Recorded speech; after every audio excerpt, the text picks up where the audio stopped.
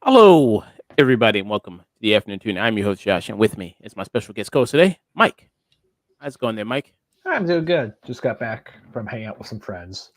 Very nice. Mike is from Greyworks there, animator there. Mhm. Has his own channel, has his own Twitch channel as well. Doing a lot of good animated projects going on. Myths in Manhattan there. Howling Hoods.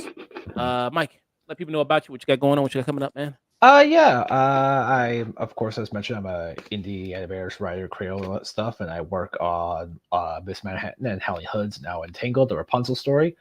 Uh, very recently, we had a Miss Manhattan Halloween special that come out. It's like 30 seconds long. We used what was it? We used audio from Adventure Time. To kind of demonstrate one of the villains. So it's a fun Halloween short for the people. Uh, yeah, nothing too else. Howling Hoods might be done by this month, but will probably premiere in November because I know apparently Help a Boss, their show is coming out, their new episodes coming out this October. So it's like if I put it out the same month, it's probably gonna get trounced. Like if it comes out like within a day of each other. There's our Halloween short. It's all good stuff.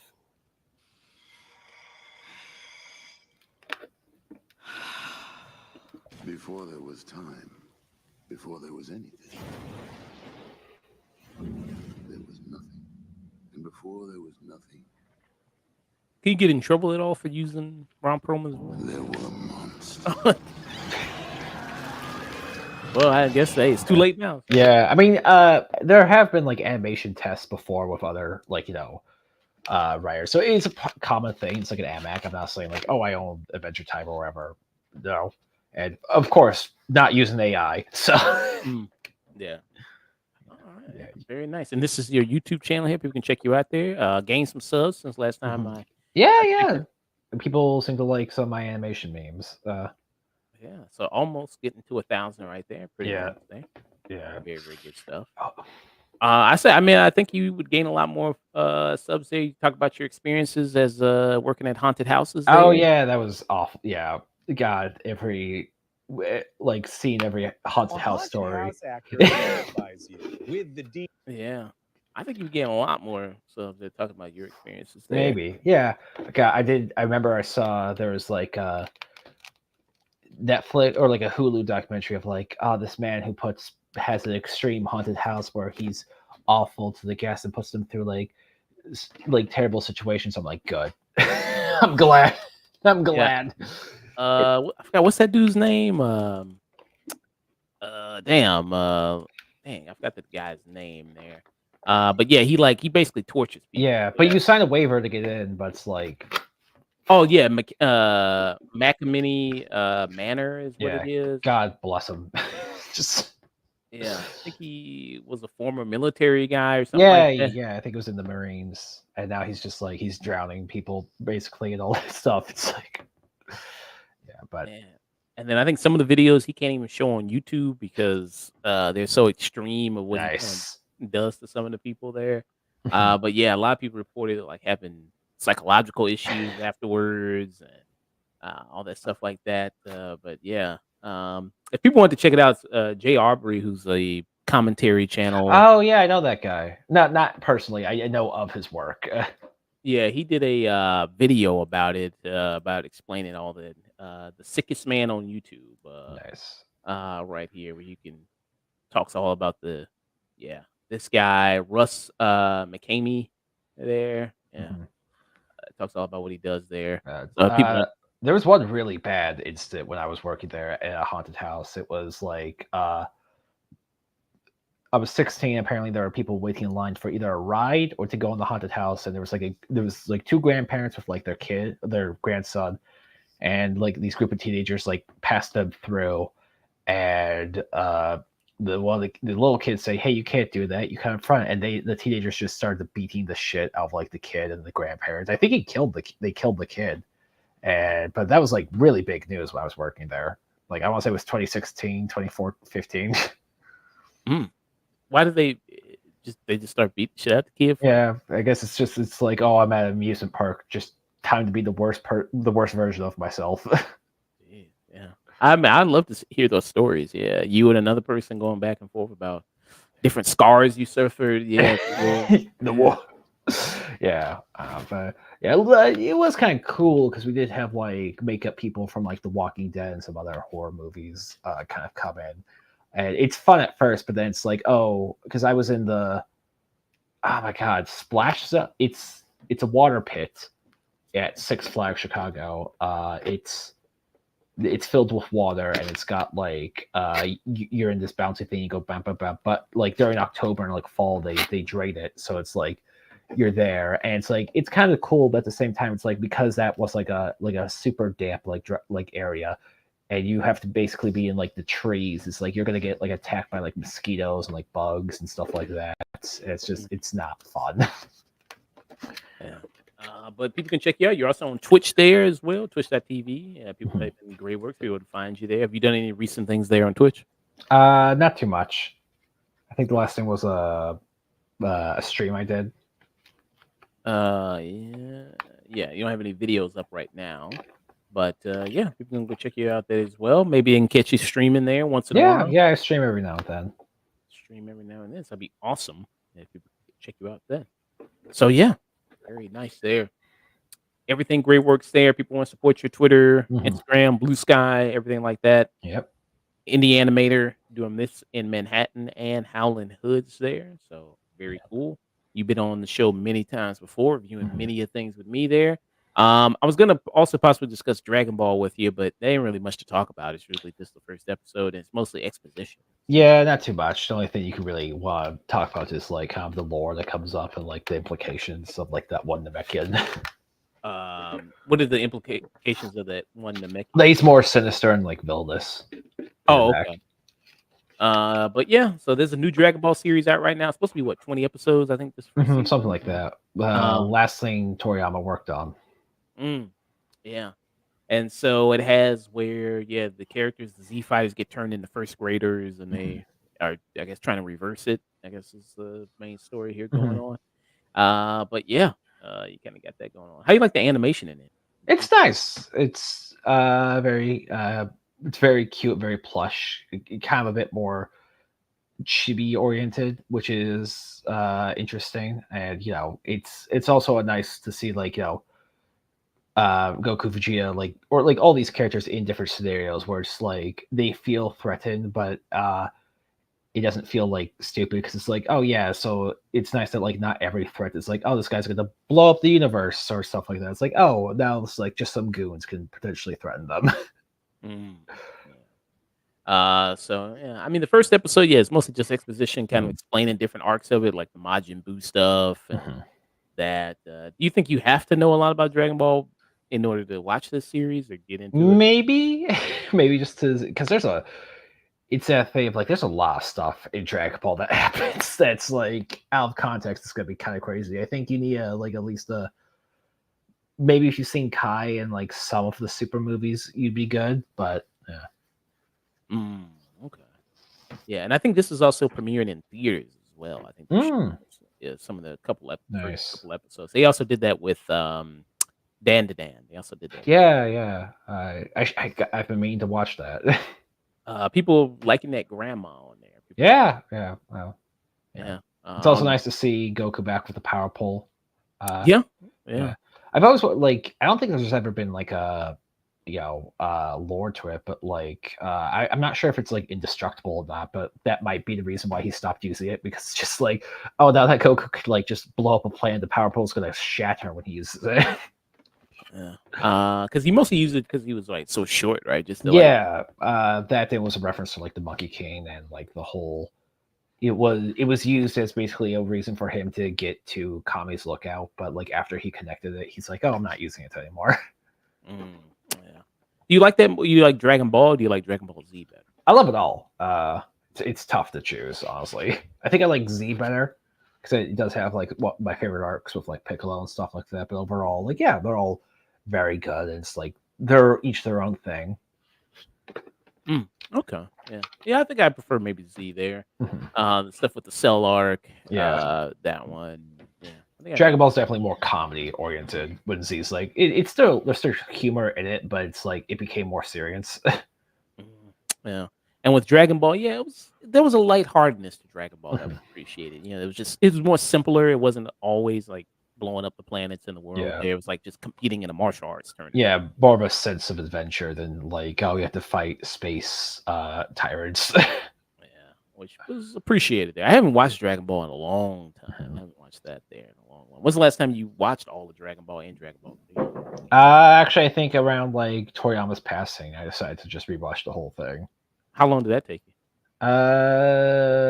Maybe a few weeks. Like I would say like 2 or 3, because I think he passed around like what, like Marchish. Was it that? Man, I think it was around March. Yeah, he died. Yeah, March yeah. 1st. Yeah, so yeah, I think I took like 2 weeks and like just had like a Dragon Ball binge. Okay. Yeah. Oh yeah. So yeah, this is one of the last things he worked on. This, and then there's also that. Was it a video game that's coming out, Sandlot or something like that? I think that was a one-shot manga he did. That's becoming, Sandland. yeah, Sandland Sandlot. And he did work on the Kakarot game a bit, story-wise, Okay. apparently. And then there is Spark and Zero that's out right now. Yeah, Do you have yeah. any involvement in that, Spark and Zero? I don't think so. I think at most he probably approved like of some stuff. Of just like people like, hey, I want to do this. Like, I'm sure he said like, oh yeah, you could do that. Is that your type of thing? I know you don't play many videos. Maybe. I mean, I last Dragon Ball game I played was Fighter Z. But yeah, I know it's been a while since I played. Like a Dragon Ball video, like a new one. Yeah, people say it's pretty solid, pretty good. If you have fond memories of Budokai Tenkaichi and verse, that you'll probably maybe like also. Dragon Ball Spark and Zero as well. So yeah, so you can get it on everything. Get on consoles, get on PC. There, people are doing some fun things, modding it. Hell yeah! Bring back those mods. Actually, I think Budokai Tenkaichi was actually one of the first games I played. Like ever? Yeah, ever. Okay. Yeah. Because how old were you when that game came out? I think I was like 2 when that came out, but that was like I didn't really get video games growing up. I was like, oh, it's the video games at your friend's house. Yeah, it's fun to go over a friend's house, play Dragon Ball, play Mario Kart, Smash Bros. That type. Oh yeah, Smash Bros was also another thing, especially the old one, the GameCube, the Melee. But then Brawl came out, and Brawl's better, but people are still hung up on Melee because it let them do cheats.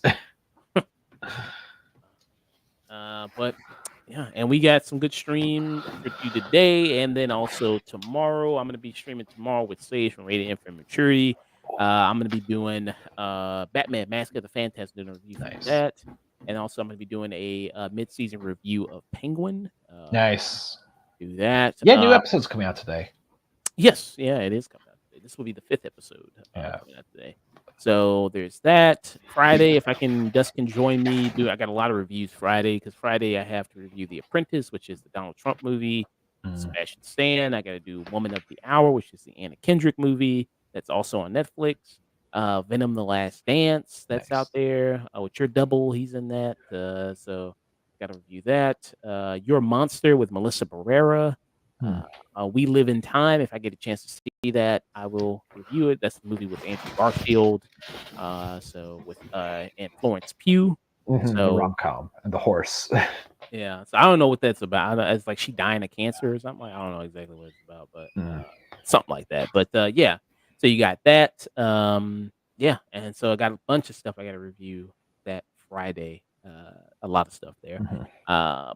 Today we got a good show. Going to be doing a retro review of Nightmare on Elm Street, which is 1984 Nightmare on Elm Street, not the reboot of Nightmare on Elm Street. There, which man, I haven't seen that reboot since it came out. I really haven't. 2011. Oh, that sounds familiar. Yeah, that sounds about right. I think it was like 2010. Yeah. Yeah, it's kind of the same era of like the Friday the 13th reboot. Yeah, and that was with that's when Jackie Earl Haley was like really hot. Like everybody was putting Jackie Earl Haley and stuff. The supernatural guy, right? No, Jackie Earl Haley. He was the in the Watchmen. He was Rorschach. Oh wait, yeah. Sorry, I was thinking like Friday the 13th did have the supernatural guy. Yeah, I remember him. He was Krueger. Yeah, he was actually Krueger himself. They recasted Freddy Krueger, and they brought in him, which it wasn't. I think that was a pretty good choice. I think that was actually a solid choice. But it's just like, man, you just can't really touch Robert Englund and what he did with that character and making that character so iconic. So it's kind of tough, even though Jackie Earle Haley is a phenomenal actor. It's just kind of tough to touch that. And then looking at that cast, I forgot that Rooney Mara was also in it. She was also in that. But man, I forgot a lot about what this movie there. This does touch on more of like they actually do say out loud that he's a pedo. Yeah, instead of like I think they changed it in the 84. He was supposed to be that in the 84 version, but they changed it to just like he was a child. Yeah, it's very heavily implied. I mean, also Friday, Jason versus Freddy, just straight up like it opens with like Freddy just licking photos of dead kids. Yeah. Man. So yeah, this came out in 2010, all the way back then. Man, that was a long time ago, 14 years ago. But yeah. So I forgot who even directed this. Who directed this? Samuel Bayer directed it. And he's a music video director. He's mostly done music videos and commercials there. Well, I know Michael Bay produced both this and the Friday the 13th remake. Yeah, and I think this was his only feature film. Was just this, maybe. This is his only feature film. Yeah, it's just this was the only thing he directed feature film wise. Okay, all right. So yeah, and yeah, Michael Bay. Yeah, you say he directed this. So yeah. Do you think the Friday 13th reboot remake is better than Nightmare on Elm? I think it's better. Yeah. Okay. And that was the one with Jared Padalecki, right? Yeah. Very weird kind of performance in that, but apparently there was one line that he wasn't like open to say, but he said it. But it's like one of the funniest lines in the movie of like he's with his girlfriend. He says like, "Bro, your tits are so juicy." Like you're. Let me see if I can find that one. Hold on. And he didn't want to say that. No, yeah, he's like, dude, I don't want to say this line. It's so cringy, but he's like, say it. Let's see. Man, do you do anything for when Friday the 13th rolls around? Do you watch a Friday the 13th? Sometimes. Usually I try to watch Freddy versus Jason because that one has some of the most fun in it. But let's see. Yeah, that's pretty. Man. I thought the guys from Supernatural would blow up a little bit more, especially Jason Ackles. Like, 'cause I think he did such a phenomenal job in Supernatural. I thought he'd blow up a lot more than what he did, honestly.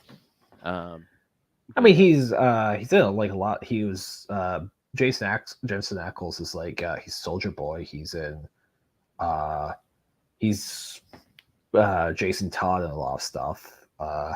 Is that that's Felicity? I'm not Felicity. What's her name from Flash?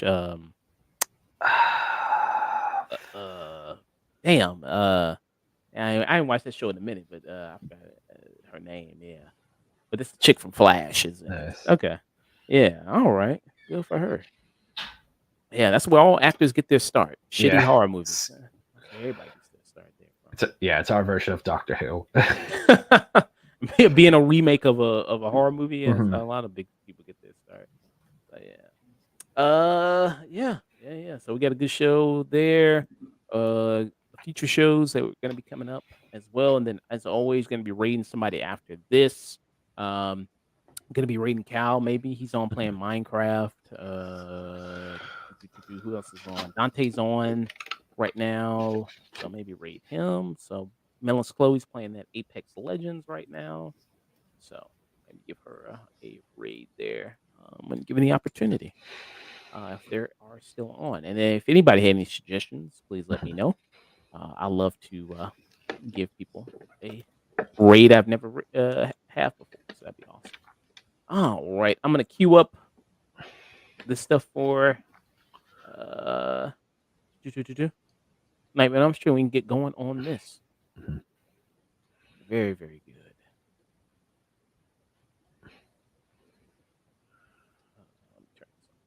All right. So our first review of the day is going to be for Nightmare on Elm Street. The Nightmare on Elm Street from 2010, the OG Nightmare on Elm Street, the one from 1984. So this is its 40th year anniversary there. So you do have Robert Englund and the actress there who played Nancy, kind of going around making a tour there about A Nightmare on Elm Street and the production behind it and memories behind it. Heather Langenkamp, who played Nancy in this one, who was credited as being kind of one of the, I guess, OG final girls, I guess you could say that, of kind of one of being one of the main people that, kicked off that trend there of calling people final girls. So this is one, it's having its 40th year anniversary, the legendary film series there, Nightmare on Elm Street, that went on to have many, many movies, like we mentioned, also a reboot as well there. Do you know how many movies in the Nightmare on Elm Street franchise there are? Oh my god. If I could give just a wild guess, I'd say maybe 12-ish. So if you include the reboot, it is 9. Okay, what about Freddy versus Jason? Yeah, if you include that one, that's 9. Okay. If you get rid of those ones, if you don't count those ones, I guess then it would be 8. I mean, it would be 7 if you don't count those. Okay.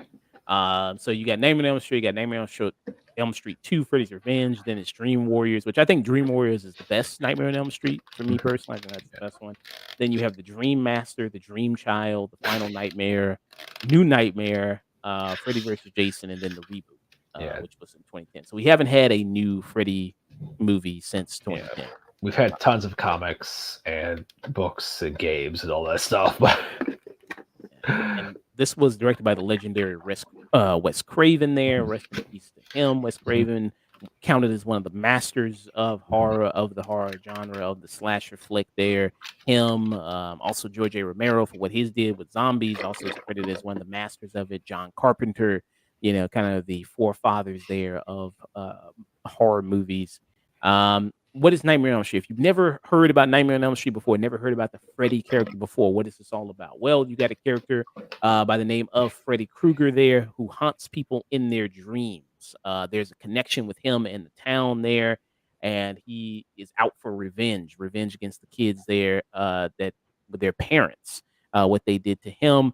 In the movie, it's a little bit played with or implied that he was a how do I say this for YouTube friendly terms? I guess he was a pedo, I guess. I mean, I guess I can say that on YouTube. And child killer there. They kind of play with that in it. And the parents ended up killing him, and then he's kind of out for revenge against the kids there. And the way he's kind of doing that is through the dreams of the kids there. So that was kind of a scary thing at the time there of, one place you are completely vulnerable in your sleep, Freddy's going to be coming for you. And they even made a nice little jingle about Freddy as well there. The 1, 2 Freddy's coming for you there, which really does stick in your head. So, Mike, what are your thoughts on Nightmare on Elm Street 1984? It's a really kind of out there movie, especially for the time. This wasn't really done as much of a movie with a more higher concept in the fact that Freddy, not only was he not a silent killer or very cold, he was also very talkative, and the character would develop over time as well as with his powers. But this is one of those movies of there's a reason why it sticks out so well. It's such a it really utilizes the kind of the visual absurdity of you can get in your dreams, and just have the level of paranoia you can get is it can stretch a lot more than just your standard man with a knife who's very strong, stuff like that. And great performances all around by characters by Nancy, by Freddy, by a very young Johnny Depp and all that stuff. And just every Nightmare on Elm Street movie does have at least one very impactful visual that sticks with you throughout it. I think this one might have it has quite a few actually, the one with Freddy's hand coming out from the bathtub as you saw, and the blood split with Johnny Depp, and even some of the ending of it. But it's overall just a great horror movie that still holds up for the most part. Yeah. Very iconic scenes in this movie, like you mentioned, like the bathroom scene is very iconic. The death scene there with a very young Johnny Depp, who's in this as well. Like you mentioned, a lot of actors got their start in horror movies, like Kevin Bacon. You had Jennifer Aniston who got their start in a movie, Brad Pitt. I mean, there's tons of people you can name there that got their start in horror films there. And you mentioned kind of the classic death there, and this was, I think, Johnny Depp. This was his very first movie as well. So he plays Glenn in this, who's the boyfriend of Nancy. Mhm.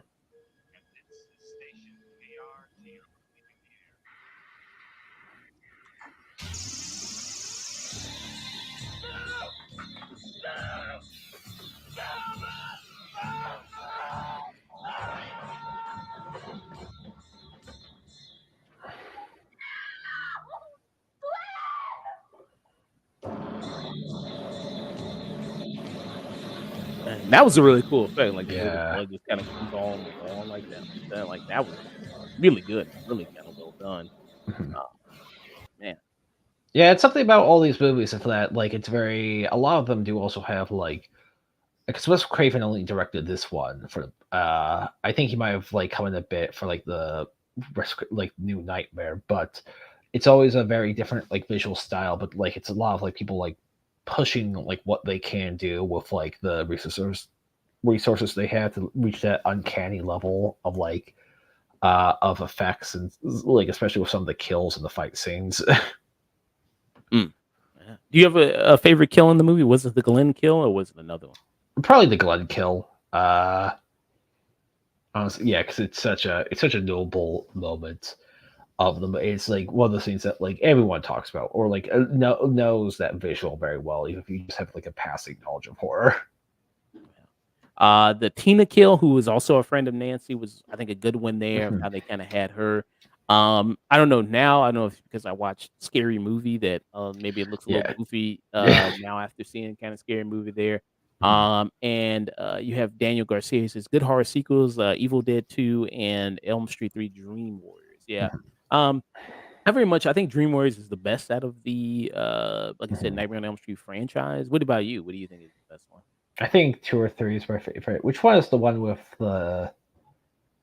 I think it's 3 where Freddy's trying to get a new body. Is I think that is maybe 3. I haven't watched 3 in a minute though. Maybe yeah, that one's very good. And yeah, but it has also it has the pool party scene where Freddy's like you roll by children now, and it kind of went on to like the that episode kind of went on later on to be in featured in Scream Queens and like some of the actors behind it and like the writer of the movie actually talked about like how this was kind of their experience of like a gay man in that area, so they kind of like slid it under the tones. Meanwhile, the director was like, "I had no idea. I accidentally wrote a gay movie. I accidentally directed a gay movie," but he doesn't seem like against it. But Yeah. And what do you think is considered the worst one? I think amongst the Nightmare. oh god, it's gotta be one of the later ones. I think I love the concept of New Nightmare, but it doesn't really do much. Then, because it just kind of becomes like a generic Freddy Krueger slasher, when it's like the whole thing is that like, oh, Freddy's coming into the real world. Or he's a demon. He's a demon based on. There's a demon who's like semi based on Freddy. And that one was also directed by, so New Nightmare was directed by Wes Craven. Yeah, And then that was the second one that he did because all the other ones were directed by yeah, different people. So yeah. he did the first one, and then he came back all the way in 10 years later in New Nightmare and did that one, and then that was only 2 he did in the franchise there. Mhm. I Um, think most of these movies were only like directed once. Like by there's only like one director for each of them, and it's like and then that guy leaves, and then there's an entirely new director. I think they were all mostly like starring directors. yeah, because like the person who did Dream Warriors, let me see who is that guy. So that was Chuck Russell who did Dream Warriors there. And then Wes Craven, I mean, he did other sequels though. He did do Scream. He did Scream Yeah. 1, 2, 3, and 4. He Mhm. did all 3 of those. He did 4 of those Scream movies. there for Dimension Films for one, and then all Dimension Films. He did that. And you mentioned kind of the Freddy character of just like the impact that he had because he was different from what was there at the time. Of you had Jason Michael Myers, who didn't talk at all. They were just kind of a force. They were just kind of something that was just there to enact evil and then just to kill. But you had Freddy, who had personality, made jokes, made puns. There got a little ridiculous towards you know what I mean, the later movies there, where it was kind of a stand-up comedy routine at some points there. It's gone. Watch this. No running in the hallway. Come to Freddy. Yeah. Very good. Also, the look of the character as well. Where they try to simulate because he got burned. He got burned to death there in the fire. So they do that with the skin. Has all kind of peeling and everything like that. They kind of had a little bit of a different look in the reboot there. With it, which I didn't really kind of like too much. He's like missing a nose. Like kind of missing a nose there. But here they do a kind of good job. This was the one when he was trying to take over that kid's body. I like how he looks because it looks very like wet, fleshy, and like almost like just blistery, and like it's supposed to like some layer where he like kind of looks too dried out, and he just looks very gross. And there's the scene of like him just peeling his head back. You see like his his brain, and you see just like kind of a more movie monster-esque look to him. Again, this is a really famous shot of like. I love this quote right here. With the TV. Let me play this one. No, Jesse's dead. He's dead. He'll die. Can I ask you something? Who in the fuck what you think? This is it, Jennifer. Your big break in TV. Up the front time, bitch. Which that was also nobody delivered bitch like him. That was his line. Jesse Pinkman, I guess, in Breaking Bad. I guess they should have a bitch off. I think there with that. So with Robert Englund, who says now he's retired. It's got like arthritis because of the glove and all that stuff. He can't really do any of the fight scenes anymore. Yeah, he's just like, my time is done. I just can't do it anymore. I think he wanted Matthew McConaughey to take over the role. Oh, Matthew McConaughey, really? Okay. Yeah, I mean he's been doing more horror stuff now. Yeah, and Robert Englund's 77 years old. He's 77, so he's been up there for a minute now. I mean it's time. It's like you have a lot of these actors. Like you have Bruce Campbell, who said that he can't do Ash anymore. He's they're doing some animated stuff with Ash and the Evil Dead show, which is why he could do that, but he can't really do a fight scene anymore. And Robert Englund said he's open to do like voice work for Freddy, but no like makeup or like fighting or stuff like that. Yeah, because it's just like he can't just slip around. He can't do that anymore with it there. And then you had the iconic glove as well with Freddy there. The kind of this gardening type glove with all these kind of razors for fingers, they're knives for fingernails. Do you think Freddy is kind of, where does he rank for you amongst kind of more iconic horror? He's on the top of the list for like just sheer iconic, like how notable he is, because there's not a ton of I'd say the only ones who really stick out as much as Freddy would be probably like Jason, just from silhouette alone. So it's like Freddy is like he's still like the guy. Like he's such a a notable person. It's very tough to.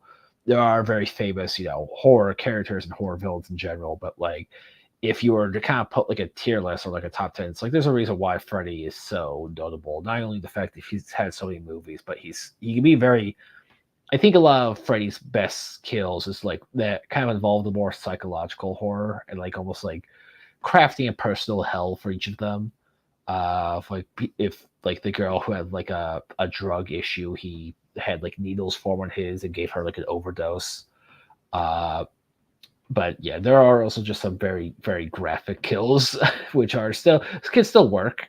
I remember Freddy versus Jason. So I kind of like that movie lean more to like the action side of things. Did have a very uh gross kill and like just torment moment with Freddy taking on the look of one of the teenagers had a brother who killed himself in the bathroom, and like he's taking on like the look of him, and it's like it's him in the bathroom with like the slit wrist, and the bathroom's just overflowing with blood. That was a really good visual for him.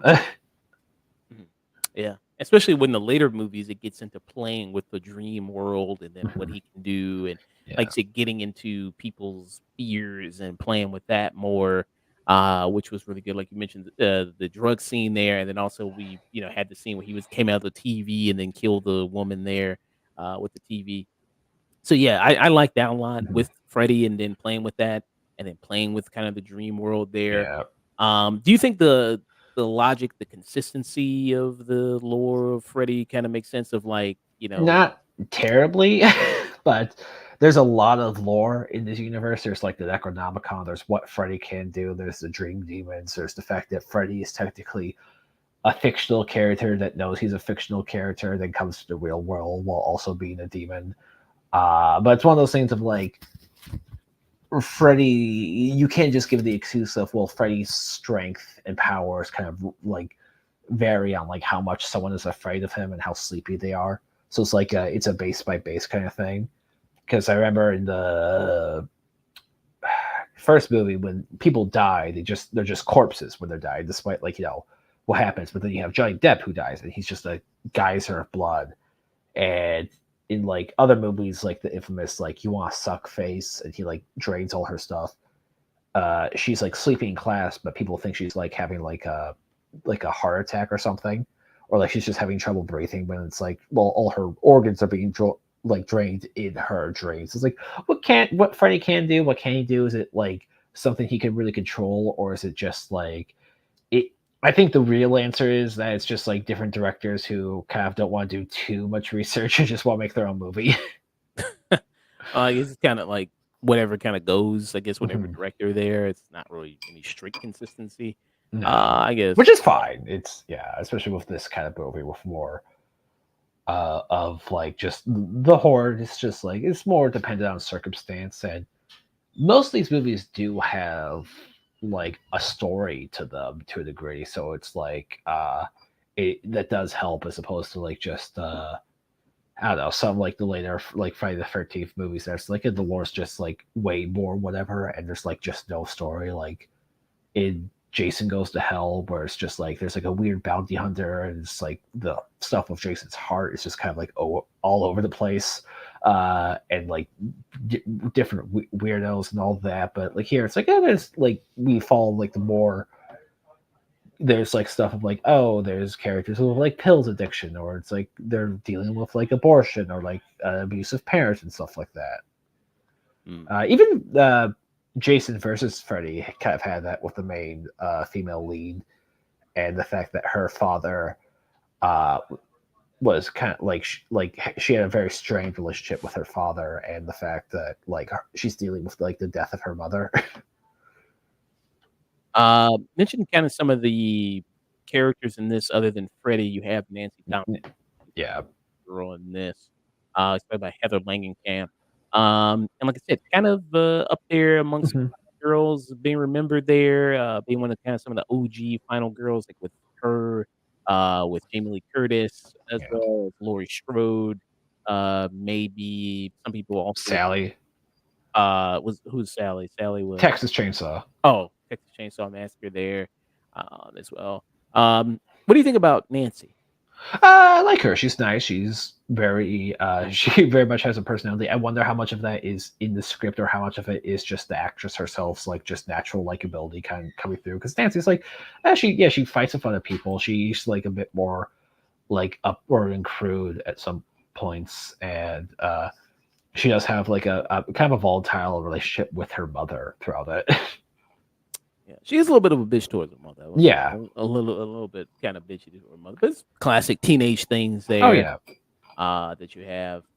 But yeah, she's the main one kind of going up against Freddy, and kind of tackling him, and while her friends are kind of being picked apart, one by Mhm. one.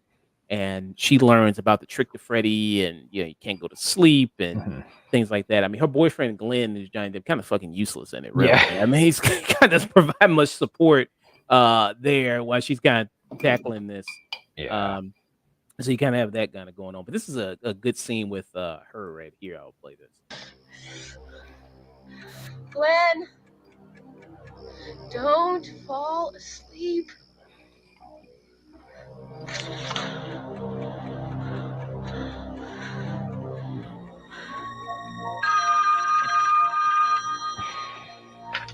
Glenn?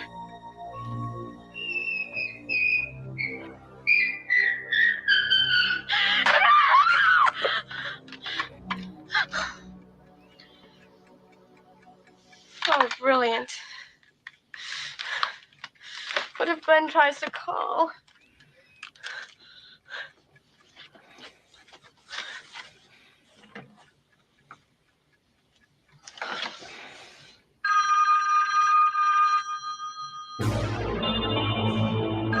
Good soundtrack too. Good music. Oh, that they got.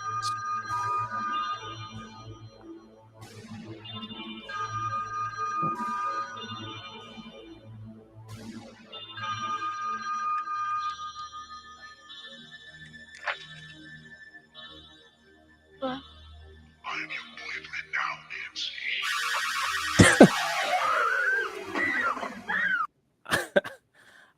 So you kind of got that on there. Mhm. I mean, if Nancy didn't defeat him, I think maybe Freddy would be, canceled for being problematic. I mean, the age gap difference there, Mhm. very, very kind of problematic. Dan Garcia, Popcorn is a horror film that deserves more love. There, have you heard about that? I Popcorn? don't think so, but yeah. I haven't heard about that film myself. But yeah, I mean, do you think that amongst kind of horror movies there, do you think this is kind of more fun slasher there, or would you just kind of count it as far as the influence that it's had over the kind of the years there?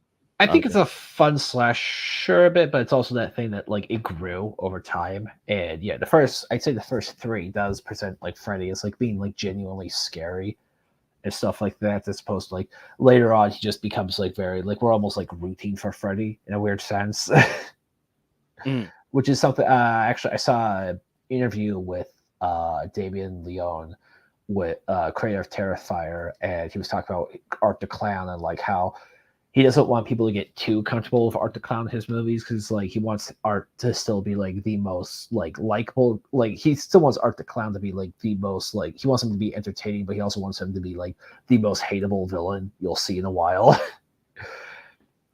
Which is why they don't want to do as many movies as like the Nightmare on Elm Street movies. They said like they have like maybe one or two more left in them. Well, you never know. I mean, that check could be big enough. They come back. They could do Art the Clown Legends edition, and then bring them back. Yeah, Art versus Insidious or Malignant or whatever. Yeah, well, I mean, he's a demon too, right? So yeah, kind of. It's very vague what Art's deal is. So I don't know. Maybe you can fight another demon creature, like you mentioned, like the Insidious guy, or I don't know, some other demon that we have now. But yeah, I mean, you got to kind of respect it, obviously, for the influence that it's had. I mean, people still remember this movie even 40 years later with it. I mean, this came out all the way in 1984.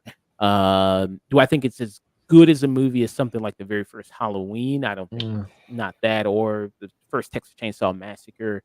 It kind of was more of the newer kind of maybe exploitation type style of slasher, more like the Friday 13th. It's like, hey, you're in it for like some of the goofy fun, some of the kills there, more or less. Not really a deep dive into a lot of kind of stuff kind of going on as far as the plot goes there with it, even though you did have really good performances with Robert Englund there. Yeah, it was a movie that's like it's one of the strengths of the series, Nightmare on Elm Street series, is that it can, you can make way more movies like later on. You can make more just weirder stuff and without feeling too out of character to a degree. This is also the fact like we get a new batch of kids for the most part each series. Sometimes we get returning kids, but like they usually die the next movie. or like the next two movies, like that happened with like Jesse and all that stuff. Yeah, did Nancy die in the reboot? She died in the third one. Okay. I was wondering, but like, yeah, in the reboot though, did she die? Oh, you talking about just her character? Like Yeah. when Rooney Mara played her? I don't remember. No. Actually, no. Yeah, I don't really remember in that. Maybe somebody can let me know. But yeah, I don't actually remember much about that movie. The movie's kind of overall kind of forgettable. Yeah. It's kind of like Yeah, that movie also, like, Freddy's always like in shadow for the most part, and like you don't really see him too much. When you do see his skin, it's very like dried out, almost like jerky. But it's like part of it's also like the look with Freddy. You kind of do have to highlight him because even though when he's in shadow, there's still like enough light that you can like make him out of. Like it's the skin, it's the face, it's the facial expressions, it's the fedora and hat, which are the fedora and the like sweatshirt, which are apparently vaguely based off some people. Wes Craven has met in real life, which he kind of based Freddy Krueger on a little. He saw Harvey Weinstein walking around with yeah. Yeah, but he saw I think it was like a homeless man when he was like 12 years old or something, just outside of his apartment, just like he looked out and he was just like staring at him, and he was just gone the next time. So he just kept on like wondering like what happens when that man what happens if that man would just like come back like in my dreams or something. Okay. And you mentioned some kind of fun little tidbit there about Nightmare on Elm Street. Some other kind of fun little tidbits about this. So you had Heather Langenkamp, who beat over 200 actresses for the role of Nancy. Some of the other people considered were Jennifer Grey. You had Demi Moore was also in it, who we just saw in The Substance. Yeah, we just saw another. She knocked out a part in the Great Horror movie. Have you seen The Substance yet? Yes, I have. And you loved it? Yeah, I really liked it. I don't think I do think I don't have this exact same reaction as like some other people, but still, I did really like that movie. Okay. You also had Courtney Cox, who was up for it, Tracy Gold, and Claudia Wells there, who are also up for the role there. Another fun little tidbit in the movie as well. Like we mentioned in the original Scare Freddy was written to be a child molester there, but the decision was made to change him into being a child murderer to avoid accusations of exploiting series of child molestations in the California area around the time. But he was rewritten to be one in the 2010 version, played by Jackie Earle Haley there. So you got that. The film cost roughly $1.8 million to produce, of which only $57,000 were reserved for the ambitious special effects. Effects designer Jim Doyle accepted anyway because he was desperate for work. The movie made its entire budget back in its opening weekend. Nice. Well, so you did have that. So this was massive success on that level financially as well. So this movie had a budget of, like I mentioned, $1.8 million. Box office $57.1 million there. Nightmare on Elm Street also in 2021 was selected for preservation in the United States National Film Registry by the Library of Congress as being culturally, historically, or aesthetically significant, which I would say it is. I think significant in that way there for being that.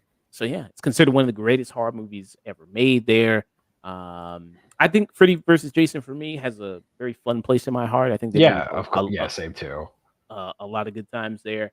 And the ending of this movie with it as well, where it's kind of just like Nancy just, I guess, stops believing in Freddy, I guess. Stop being afraid of him, which kind of like takes away his power for a bit, I guess. You're there, Freddy.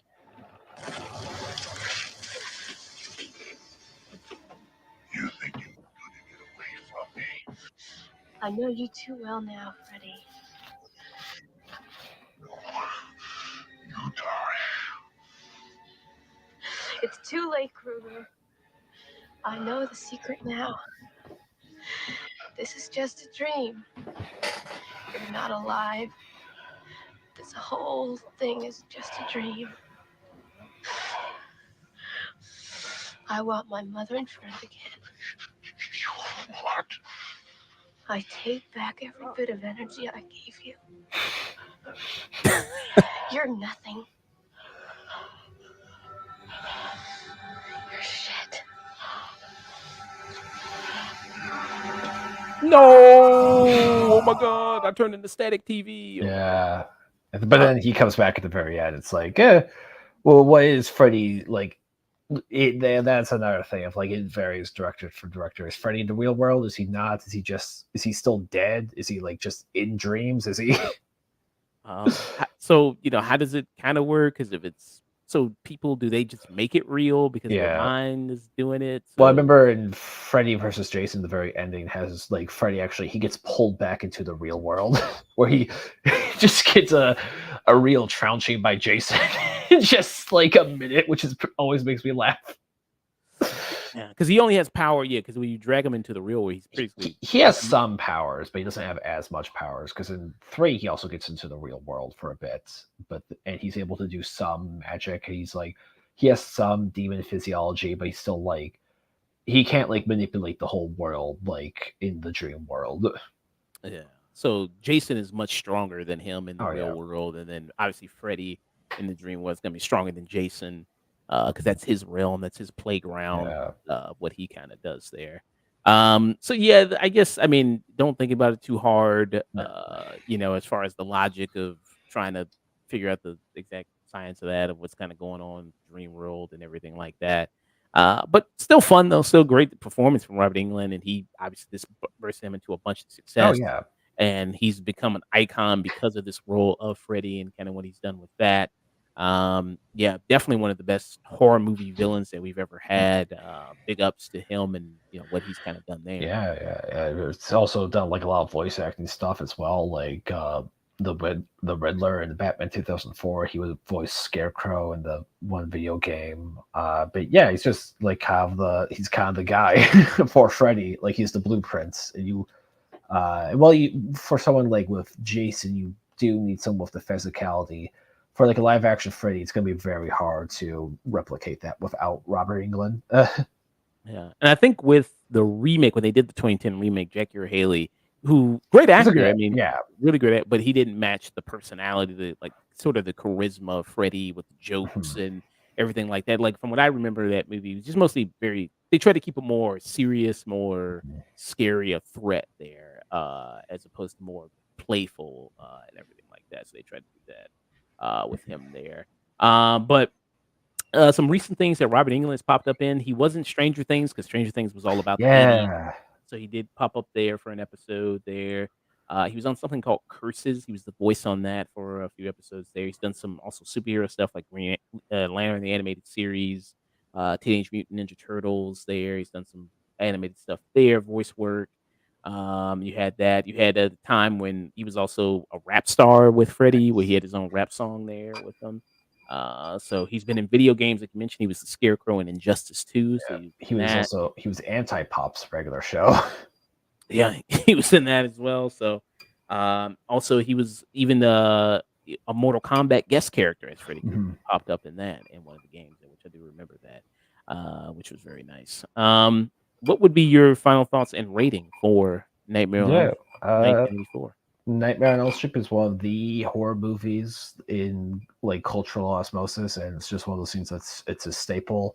Some of it has aged or not held up as well, or some of it may not be as like have the same gravitas, but it has to be appreciated for like the foundation like laid down and just how much of a like how it would like later evolve horror movies throughout the line. It's like one of those series of like, yeah, you could actually watch the sequels of the horror movies without all of them just being completely bad. And so yeah, I would give like the first Nightmare on Elm Street like a low peak. Okay, very nice. Me, I would give it. I mean, obviously for the legacy that it's done, I think it still holds up to well effect wise. There's some goofy stuff like with the arms. There's that scene with the Tina death there. That looks a little goofy, but still solid effects. I mean, all the way back from 1984, it still looks pretty good. Like we saw the Glenn death there with that. At the end of this movie, like you mentioned, Freddy does come back. There's a terrible looking dummy that shows up. Maybe I'll play that because there's a terrible looking dummy there. That kind of shows up at the end of the movie there with the whole mother scene there, but that looks really bad. But besides that, pretty solid movie effects wise there, especially a movie of its time. Mention the legacy of Robert Englund and what he did with the performance of Freddy and how that kind of carried over there. I actually haven't seen all the Nightmare on Elm Street movies because I kind of avoided some of them because I heard they were just kind of not that worth seeing. But yeah, I think this is really great. I like Dream Warriors the best just because it takes that formula and really plays with it more of what it does, and then it has the teenagers in that movie like fighting back, like it has them. They all have like kind of superhero identities a little bit in the dream world. Dream powers. Yeah, they got like dream powers and shit like that in it. But this is the ending of the movie here, and it's like this terrible dummy kind of pops up here. What's going on? Hey, I'm not doing this. So I don't know if this is supposed to be whose dream is this? Is it still Nancy's dream? Because all these people are dead except for Nancy at the end of this. And you see that this is like a pretty car here.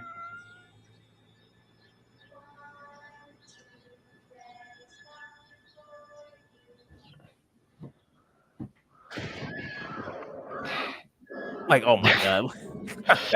You see you do see the mannequin face for like half a second.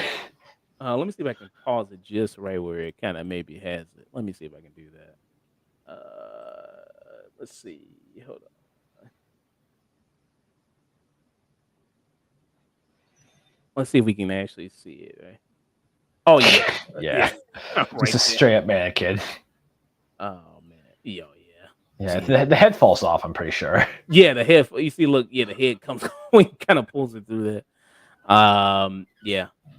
So he did have that, but yeah, overall though, still good effects wise. I mean, you have those kind of goofy. Almost makes the movie kind of more endearing when you have those little bit moments there. Yeah, they were pretty low budget movies, and that's part of the thing of like how much these movies will grow on later on.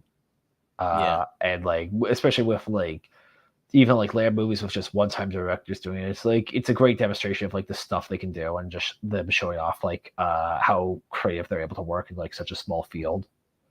Because like 1.8 million now is like that's kind of like standard. Yeah, that's like the lowest of the low. They would not spend that much on catering now. How much was Strange Darling? Wasn't that like that was pretty cheap? I want to say. Yeah, because I think that had like that was 4 million. Okay, yeah.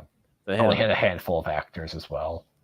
Yeah. Probably most expensive stuff was like either locations or the trucks and stuff, or the actually getting the film on film. Yeah. So you give it a peek. Yeah, give it a peek. It's it expired stuff later on, like Terrifier, which is kind of the closest thing you get to a new horror icon like Freddy. Yeah. So, and I give it a peek as well for Nightmare on Elm Street, 1984. So yeah, that was our review of that. Thank you so much, man, for joining me for this. One more time, let people know where they can find it. What you got going on? What you got coming up next, man? I'm Greyworks. You can find me. I'm an indie gamer who makes Miss Manhattan and Howling Hoods. Howling Hoods will be out very, very, very soon. It has animation for people who worked on Hit Monkey, Hazbin Hotel, and Disney shows. We're doing all kinds of stuff. You can find me on Blue Sky, on Twitter, on Instagram, on YouTube, on all that kind of like good stuff.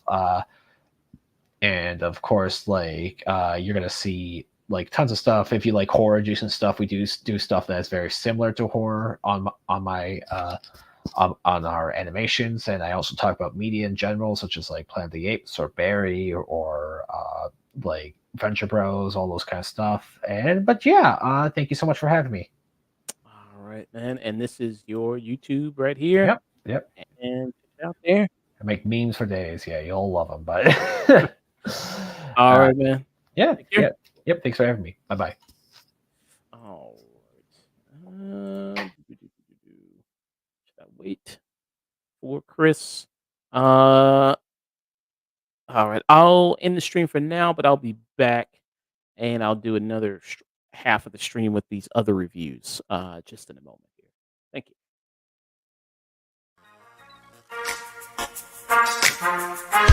you.